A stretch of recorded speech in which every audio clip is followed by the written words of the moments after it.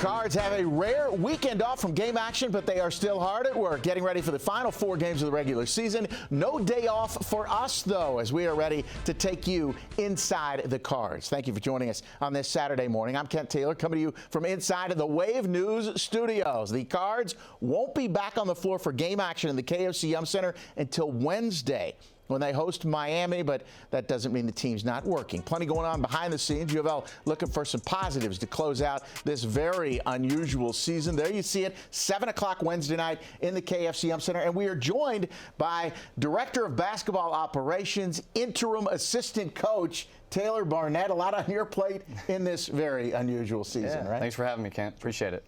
Let's go through the Director of Basketball Operations, one job, interim assistant coach, another job. You're kind of juggling a lot of things right now. Yeah, you know, it's a great opportunity. Maybe came in some weird circumstances, but there's a lot going on with, you know, operations, with compliance and scheduling and working through academics, and then assistant coach, getting scouting done, getting on the floor with our guys and trying to help them as much as I can. Now, you got a little bit of that opportunity as an assistant coach for the first 6 games. When Coach Mack was suspended, you got bumped up, and now you're getting to do it again. How have you enjoyed that experience? I mean, when you think, you know, this is what I want to do for the rest of my life, now does that kind of confirm it? Right, absolutely. It's been an awesome experience. I've had a ton of fun with it. Just trying to be myself within that role. Love our guys, get in the gym. Look at him right in the middle of the huddle there. This is you know, during that 6-game stretch early on too, and you said you got to do some scouts. And I guess you have input during games anyways, right? But yep, absolutely. Yeah, I got to do a couple scouts. That's great experience. Just love watching a lot of tape, trying to get our guys prepared for each and every game. We do it as a staff, you know. What are your impressions of the way that Coach Pegues has handled everything that's been thrown at him and the team this year? He's done an incredible job. He just treats people so well. That's what I love the most about Coach Pegues, is he treats everybody the same, has the same respect, whether it's me, a student manager, or one of our players. He treats everybody the same. He has such a positive attitude and a ton of energy, and I love that about him. Okay, now you're from Kentucky, from Lexington Christian. Yep. Your sister, people might not know this. I think it's amazing because there's 2 people in the building at the Keeber Center whose sisters were Miss Basketball in the state of Kentucky. Jeff Walls and Taylor Barnette. Yeah, how about that? Sarah Beth Barnette. Tell me about your sister, the 2010 Kentucky Miss Basketball. I did not know Coach Walls' sister was Miss Kentucky Basketball. Jamie Walls might still be the all-time leading scorer in the state. That's awesome. Yeah, my sister was a way better player than me. She used to beat me up. No, she's an incredible player. Was an incredible player. She was also Gatorade Player of the Year. Well, hold on. You were a pretty good player because we've already jumped ahead to the shot. This is the shot. They call Chauncey Billups Mr. Big Shot. Well, at Belmont, Taylor Barnette is Mr. Big Shot because that is a game winner in the OVC tournament in 2015. Taylor, how about that one? That game was a lot of fun, an awesome memory for sure with my teammates. It was an unbelievable game, back and forth, high scoring. Everybody was making shots. Grateful that shot went in for sure.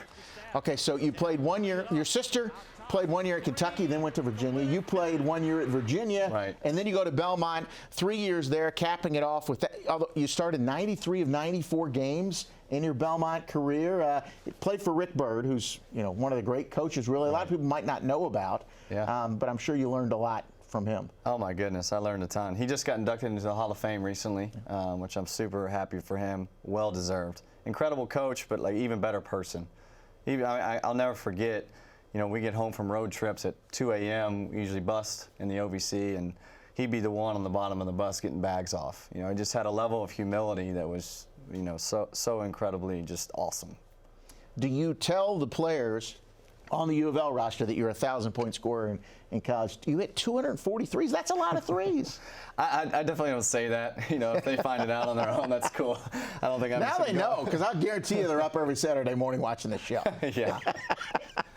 But 243s, is it easy to say that was the biggest? I mean, is that the one? Do you still get people, if you're in Nashville, people talking about that big shot? Yeah, I mean, I think it's a memory for anybody who's a part of Belmont basketball, for sure. We talk about it every now and then. I got some friends that joke around with me about the shot, you know, and give me a hard time. But it was definitely an awesome memory. I'm grateful to have gotten to play for Belmont. Now, do they call you Mr. Big Shot or? No. Nobody? No. No. Okay. We're starting it right now. Maybe we'll get that font up before the end of the show. Okay, now you guys have a week between games. This is strange because this is usually, February, ramping up for what's going to happen in March and stuff. Right. It's good though this year. I mean, after what you've been through for the last couple weeks, it's probably decent to give the guys a couple days off. Yeah, for sure. We've been through a lot. It hadn't been easy, but. And we're not going to lay down. I think it is good for our guys and the mental state and just the wear and tear on their bodies to have a couple days to just kind of debrief and get treatment with our trainer Devontae and get feeling better a little bit. Now, you will be back in action. We mentioned a minute ago, Wednesday night. Miami's coming to town. Miami, really one of the surprise teams probably in the ACC. They played well, and they're 17-7, 9-4 in the ACC. Now, they're at Wake Forest today, but Cameron McGusty and Isaiah Wong, two of the top scorers in the league. Absolutely. They've got some really good guards, Cam McGusty, Isaiah Wong, Charlie Moore. They're playing extremely well. They can all score at all three levels, and Sam Wardenberg is having a great year. He's shooting 46% from three. They can really score the ball. We got to be able to guard the ball, gap the ball, and keep them out of the lane. Wong, very difficult to stay in front of. We saw it last year when you played him. He scored 30 points against you. You mentioned Wardenberg. He had this 6'10" guy, had 19 the other night, and their win over Georgia Tech can shoot the 3 too. So a lot of offensive weapons on this team, and I guess. Based on what Wong did against you last year, because he kind of took that game over, and you didn't have anybody who could stay in front of him. Jared West is a better defensive player maybe than he had last year on the roster. Yeah, Jared West can really get underneath people and get into the ball. He moves his feet so well, and he does it without fouling. So hopefully he can really bother those guys. Isaiah Wong is so shifty. He's got a great handle, and he can score at all three levels. So you have to have a level of respect and get up into him, or otherwise he's just going to shoot right over you. The attitude, the mood of the team right now, kind of gauge it, because you guys could have thrown the towel in with everything that's happened. But you've had, and the thing is, I throw out the Syracuse game. I look at that as kind of like an NBA. There's blowouts every night in the NBA, and teams just move on to the next thing. It was a bad matchup. Right. And they can score quite a, they have guys who can score. Syracuse has some guys that can absolutely shoot the ball. And they're big, so they can just shoot right over you. But we don't have any quit in this team or in this staff. We're going to keep fighting. We're going to run through the finish line, and we're going to do everything we can to finish strong. You had the Duke game was encouraging. North Carolina, obviously, a couple questionable calls down the stretch, and then let's go to the Notre Dame game on Wednesday night. And the thing is, this game started off pretty well because Ellis for 3, it's 5-0. We see Roosevelt Wheeler, who was back from that concussion. We haven't seen this in a game from him yet. This 14-foot jumper. Yeah, that looked pretty good. Yeah, that was just how we drew it up. and you had also kind of the side story here. You have Coach McGee's coaching against Mike Bray, both DeMatha guys. He played for him at Delaware. Yeah. We saw the picture. Look at the old picture of there. Look at that. Young Coach Mike. A 2,000-point score at Delaware, the second all-time leading scorer for the Blue Hens. All right, now this game though, 35-23 at halftime. It was tough to watch. But second half, your guys, again, they could have given up, but they didn't. Dre Davis, the offensive rebound. And, it's like you're just kind of hanging around. You're waiting for a run. Right, yeah. In the first half, we didn't defend like we needed to or like we talked about. And in the second half, we did. We started guarding the ball. We communicated better. We got some stops, put some things together, and that allowed us to get back into the game. Jalen Withers had a huge night. We'll see more from him in a second. And how about J.J. Traynor? We hadn't seen him since December 14th on the court. He comes in, scores 5 points, gets an offensive rebound. I'm really proud of J.J. Great lift off the bench. He's stuck with it every day. He's had a good attitude. He's kept working. So I'm really proud of him and happy for him. Fighting in there, gets the tip, and then the dunk by Withers. And all of a sudden, it's a 7-point game. As I said, just hanging around, 48-39 here. And we'll see Traynor again on the lob from L. Ellis. Yeah. J.J. is so good at that. He's such a lob threat. He's long. He's really athletic. So anytime we can throw it up to him, it's a great look for us. How about the way Jalen Withers had stuck with it? At one point, I thought you can't play him because he was turning the ball over. He was missing threes, missing dunks.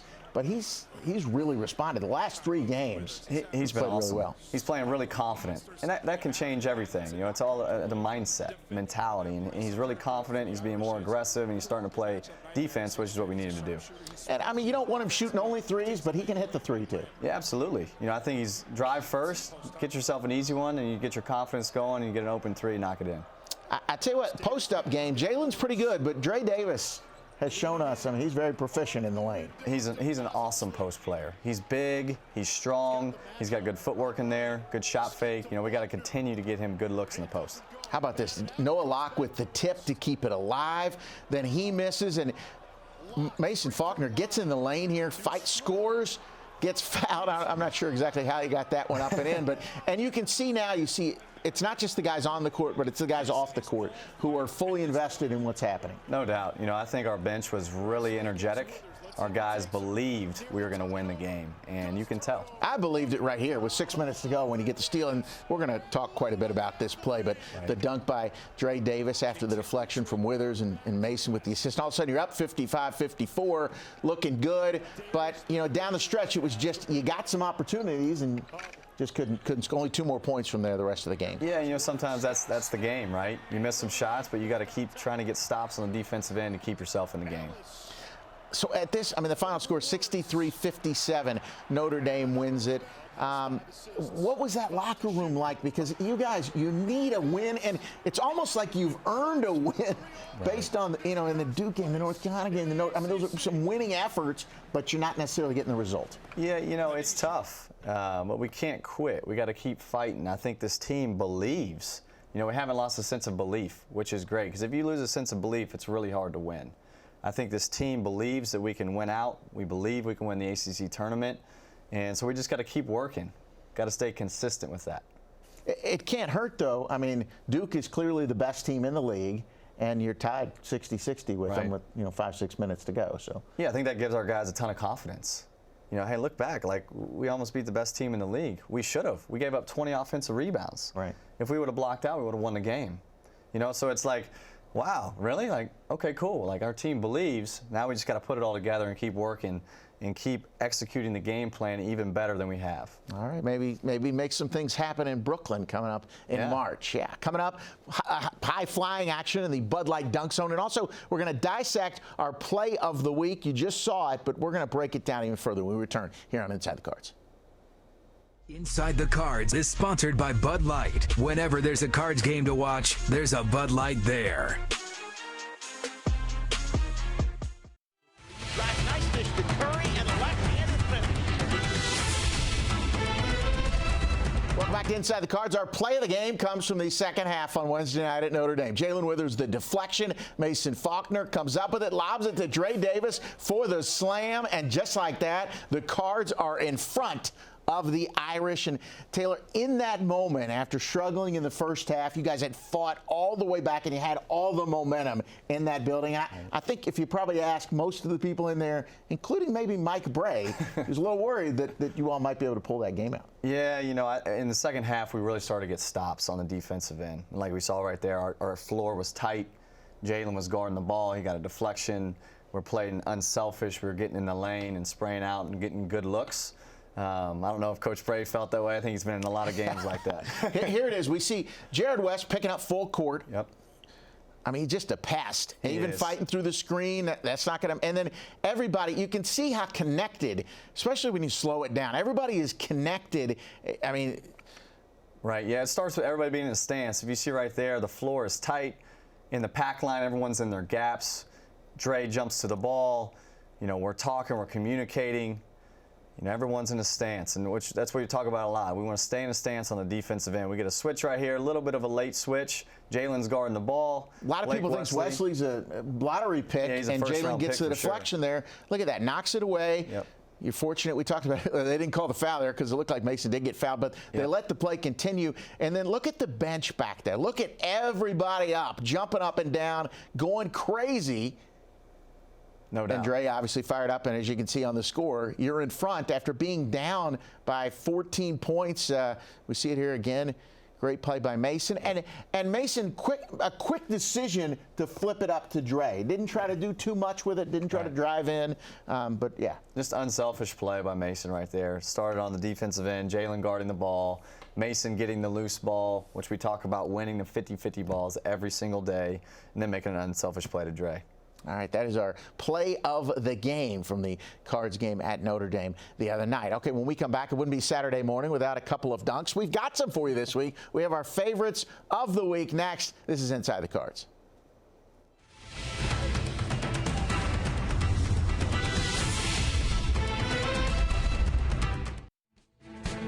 The Dunk Zone, sponsored by Bud Light. Okay, it's time to head into the Bud Light Dunk Zone. First, though, Taylor Barnette, the Cards Director of Basketball Operations and interim assistant coach with us this week. We mentioned it in the first segment, 243s in college. How many dunks?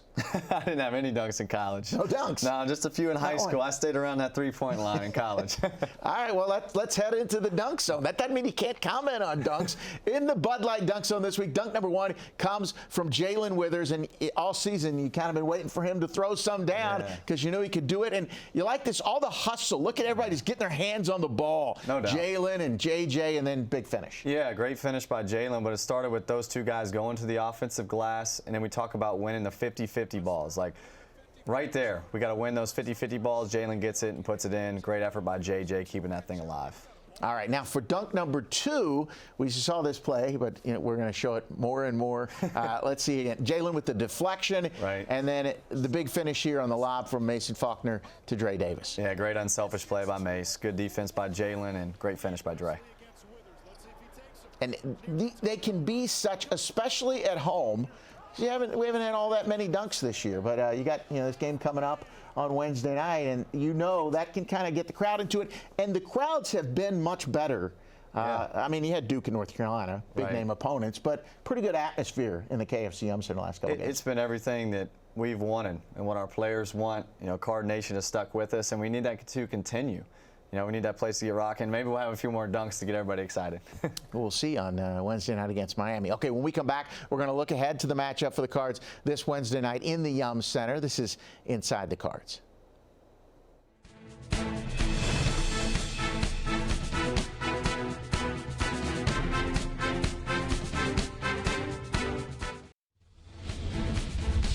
The Keys to the Game is sponsored by Toyota. All right, next up for the Cards, Miami comes to the KFC Yum Center. Not today, though. It's Wednesday night at 7 o'clock. There you see it. You'll see it on Bally Sports. A lot of people have trouble finding those games if it's not on the ACC network or ESPN, but it's on Bally Sports, the old Fox Sports regional. Toyota Keys to the Game. Real quick, Taylor, for that one, Wednesday night, we mentioned it earlier, but kind of containing Isaiah Wong off the dribble, which was a problem last year. For sure, and not just him. I mean, they've got three really good guards, and they're experienced guards, and Isaiah Wong, Charlie Moore, and Cam McGusty. Guarding the ball, keeping those guys out of the lane is the number one key to the game. And then we got to take care of the ball. They like to get what we call turnovers for touchdowns. We can't allow them to have easy baskets in transition by us giving them the ball. You know what else would be good? If in that game last year, you had that guy hit the 4 threes for them, who's now on your team. And Matt Cross, it'd be, because, he shoots it, it looks to me like it's going in. And it's just a matter of time, I think, before he gets it going. Right. Maybe this will be the game for him. Right, absolutely. I mean, it's just repetitions. Matt's always in the gym. He gets a ton of shots up. And, as a shooter and as a player, sometimes you go through slumps or little, waves here and there of shooting the ball really well. You just got to stick with it. You got to let it fly anyway, Like Mr. Big Shot knows. You just let it fly like that OVC tournament back in the day. Okay, let's go through. This is weird not to have a game. Yeah. I guess you guys can watch Miami and Wake Forest, who's been playing great. Right. You'll watch that. And Absolutely. then you'll be back. You say the guys got a couple days off. You'll be back in the gym today and then practice on Sunday. Right, yeah. We got a few skill workouts today. Get these guys some extra shots. Just get a little more individualized of what each guy does on the floor. And then, tomorrow we have practice. We'll have a 3-day prep for Miami, which we need because they're a really good team. What about, tell me about you and your experience here at Louisville. You come in, you were a graduate assistant to start with, after working for the Tennessee Titans, right, for a little while. Right. Now just kind of what you've found out about Louisville basketball. It's been kind of a strange time. You've been through a lot, but you know, people care about it here. Yeah, they absolutely do, and they should. You know, I love the city of Louisville. My wife and I love it here. I love the fan base, the passion. You know, everyone really cares about Louisville basketball here, and that's the type of place you want to be, where there's a lot of people that care about what you do. There's a ton of support for our players and our program. I'm super grateful for my time here in Louisville.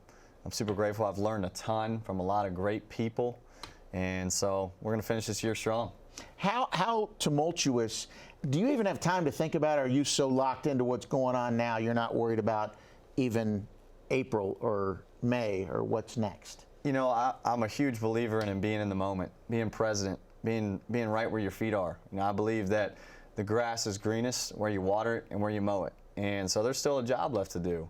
Just trying to pour into our players and give our guys the best game plans each and every game that we can, and do our best and finish strong. All right, Taylor Barnette making his debut here on Inside the Cards. Thanks for joining us on this Saturday morning. Thanks a lot, Ken. I appreciate it. Great to get to talk to you, spend some time with you, and show that big shot for Belmont back in the day. Never forget it. Although Murray's pretty good this year, you know. They're really good. You know, it might be another Belmont-Murray showdown in the OVC Championship. We'll see. We'll see. It could be another eventful March. All right, everybody have a great weekend. And again, the Cards in action on Wednesday night in the KFC Yum Center when they host Miami. We'll be right back here next Saturday for Inside the Cards. And don't forget, the Super Bowl coming up right here on Wave and NBC tomorrow night. Who Day. We'll see you next weekend.